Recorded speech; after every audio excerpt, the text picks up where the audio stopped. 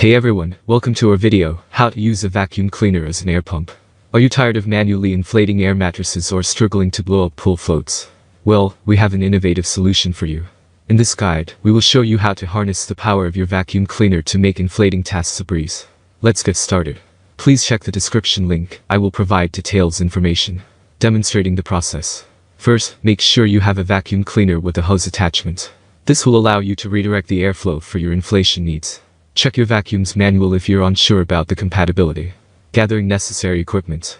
Next, gather the items you want to inflate, such as an air mattress, pool float, or any other inflatable object. Make sure they are clean and free from any sharp objects that could potentially cause damage. Attaching the hose.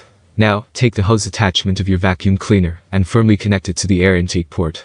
Anchor it securely in place, as any air leaks may affect the efficiency of the inflation process. Adjusting vacuum settings. Before you start, check if your vacuum cleaner has adjustable settings for suction power. Lowering the suction level will prevent overinflation and potential damage to the inflatables. If your vacuum has a variable speed control, set it to a lower speed. Inflating the object. Now it's time to start the inflation process. Turn on your vacuum cleaner and direct the airflow into the air intake port. Place the nozzle of the hose attachment onto the valve of the inflatable object. Make sure it fits snugly to avoid air leakage. Monitoring the inflation.